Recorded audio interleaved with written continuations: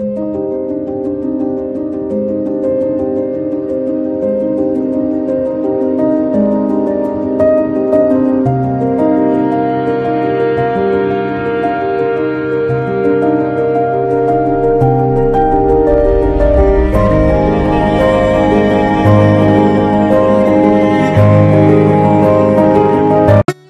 Morning everyone, welcome back to my new vlog. আর আজ আমরা চলে এসেছি হোটেল সোনার বাংলার প্রপার্টিতে, জয়পুর ফরেস্টে।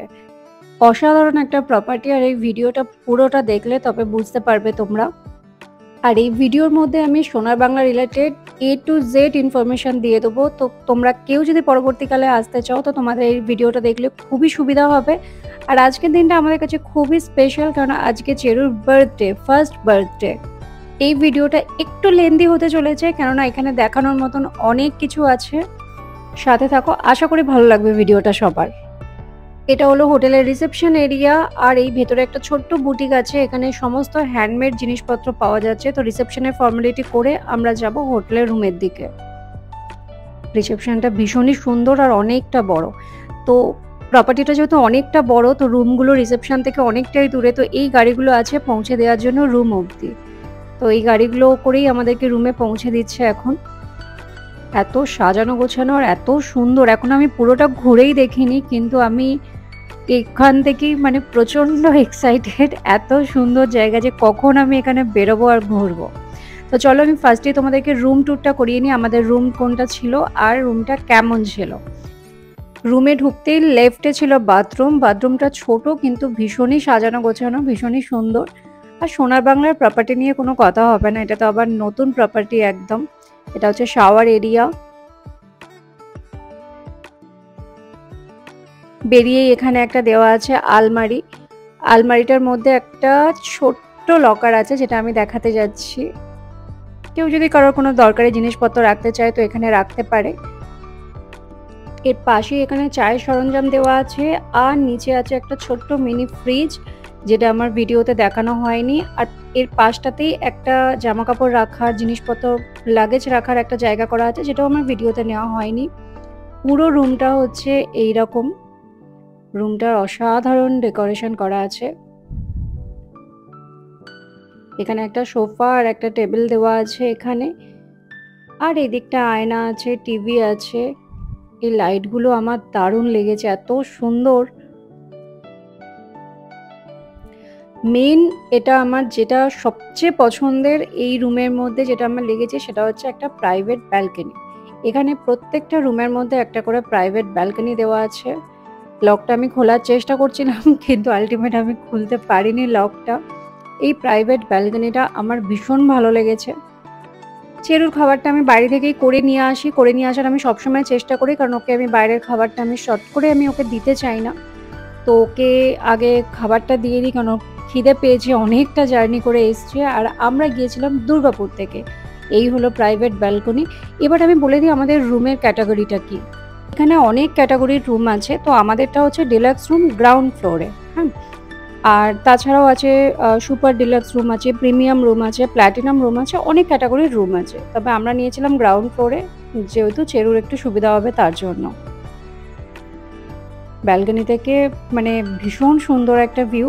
শুধু এখানে খাবারের অর্ডার করছিল, আমরা লাঞ্চটা রুমেই আনিয়ে নিয়েছিলাম। যেহেতু চেরুকে নিয়ে আমি রেস্টুরেন্টে যেতে পারবো না, ওই জন্য আমাদের লাঞ্চটা আমরা রুমেই আনিয়ে নিয়েছিলাম। আসার সাথে সাথে এখানে ওয়েলকাম ড্রিঙ্ক দিয়েছিল, একটা করে মাজা দিয়েছিল, যেটা আমাদের খাওয়া হয়নি। ভিডিওটা তোমরা পুরোটা দেখতে থাকো, আমি এর মধ্যে বলে দেবো এখানে পেটসের আলাদা করে কি রুলস রেগুলেশন আছে, কি চার্জেস আছে, এই রুমের কি চার্জেস আছে, বাকি রুমের কি চার্জেস আছে, আমি সমস্ত কিছু জানিয়ে দেবো। ভেবেছিলাম এসে একটু বেরোবো প্রপার্টিটা ঘুরে দেখার জন্য, কিন্তু বাইরে প্রচণ্ড জোর বৃষ্টি হচ্ছে, আর আমাদের রুমে খাবারও সার্ভ করতে চলে এসেছে। আর সুদীপ এখানে চেরুকে ধরে রেখেছে, কারণ ছেলেটা ভয় পাচ্ছিল, আর ও ছেলেটার কাছে গিয়ে লাফালাফি করছিল। তো আমরা লাঞ্চ করে একটু রেস্ট নিয়ে তারপর আমরা বেরোবো। ততক্ষণে আশা করি বৃষ্টি থেমে যাবে। এখন বাজে বিকেল 5:30। তো আমি একটু বেরিয়েছিলাম প্রপার্টিটা আশপাশটা একটু ঘুরে দেখার জন্য। প্রপার্টিটা যেহেতু অনেকটাই বড়, তো আমি এখন সবটা যেমন, এটা হচ্ছে আমাদের রুমের বাইরেটা।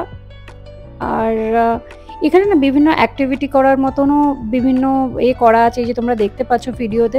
এগুলোর আলাদা চার্জেস আছে, আমি এগুলো নিয়ে পরে কথা বলছি। আর এইটা একটা এখানে ক্যাফে করা আছে, মেন রেস্টুরেন্ট আলাদা, এটা একটা ক্যাফে।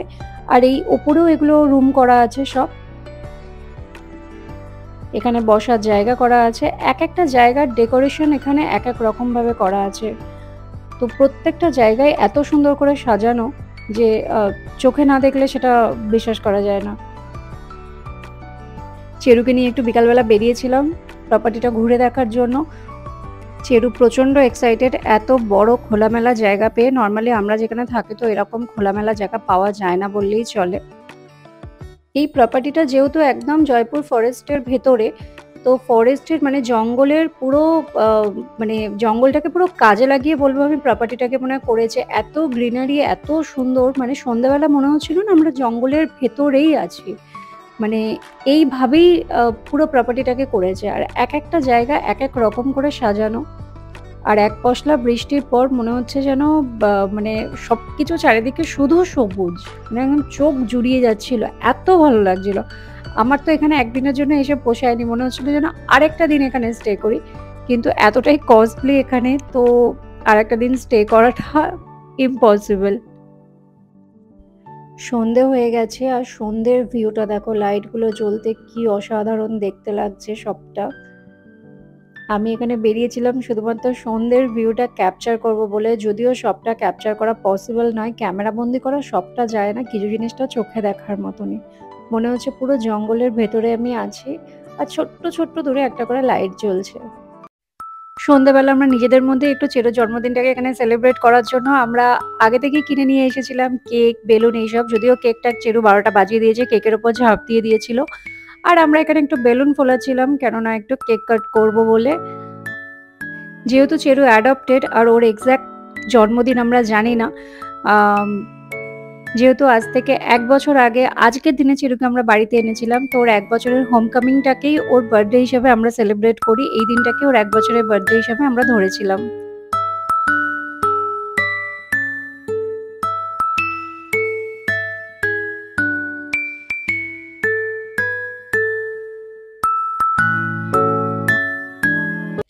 সকাল হয়ে গেছে আর এখন বাজে 6:30। আমরা একটু রেডি হয়ে বেরোবো আর বাকি প্রপার্টিটা পুরো ঘুরে দেখবো। এখানটা যেটা আমি বলছিলাম অ্যাক্টিভিটি এরিয়া, এগুলো বিভিন্ন অ্যাক্টিভিটি করার জন্য এখানে সব করা আছে, কিন্তু এগুলো চার্জেবল।